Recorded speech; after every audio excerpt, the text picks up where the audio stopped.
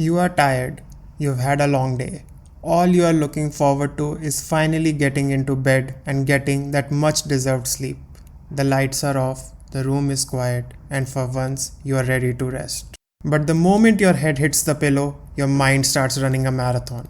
Thoughts about work, life, tomorrow's to do list, they just keep looping and looping. The more you try to relax, the more awake you feel.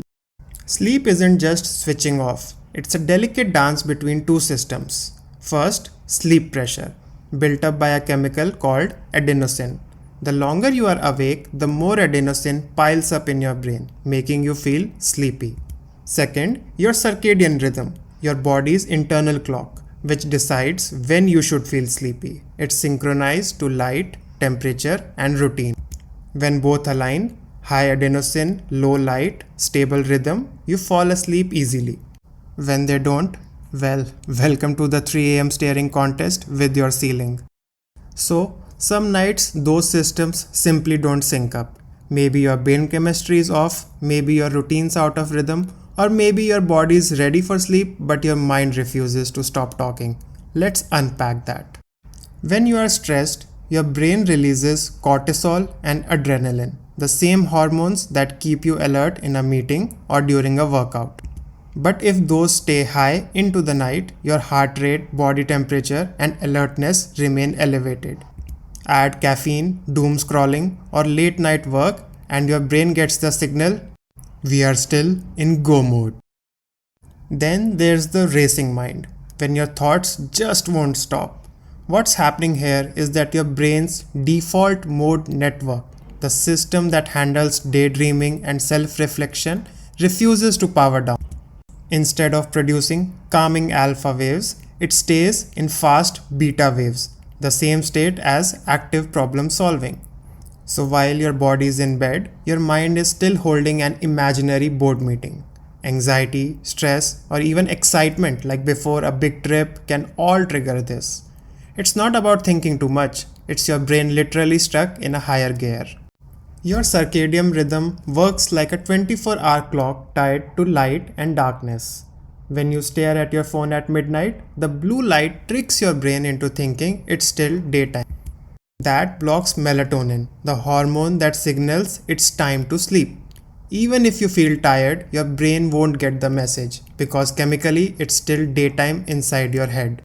So, any of these reasons, stress, racing thoughts, blue lights, they ultimately mess with the same system, the one that tells your body when it's time to rest. At the center of that system is a tiny powerful hormone that runs your entire sleep clock, melatonin. So first let's get this straight. Melatonin isn't a sleeping pill. It's your body's internal clock signal. As daylight fades, your brain converts serotonin, made from the amino acid tryptophan, into melatonin. The pineal gland releases it to quietly tell your body it's night now, time to rest. Taking melatonin supplements can help, but timing and dose matter more than quantity. Most people only need about zero point 0.3 to 1 milligram, yet most pills contain 5 to 10 times that. Higher doses don't make you feel asleep faster, they just linger longer in your system. That's why some people wake up groggy, dizzy, or with a headache. Their body is still in night mode even after sunrise. The best approach is to take a small dose 30 to 60 minutes before bed and let your body do the rest. Better yet, help it produce melatonin naturally. Dim the lights, skip screens, and let darkness send the signal it was designed to. So now that we know what's happening inside your body, let's look at what you can actually do. Simple, evidence-based habits that help your brain and body fall asleep in sync. So the good news is you don't need complicated hacks, just small, consistent signals that tell your brain it's safe to rest. Start with light. It's the strongest cue your body gets. As the evening sets in, dim your lights and put your screens away, at least an hour before bed.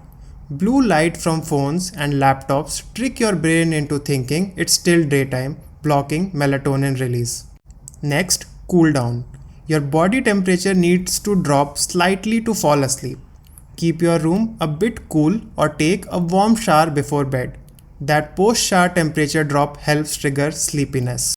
Then give your mind something gentle to focus on.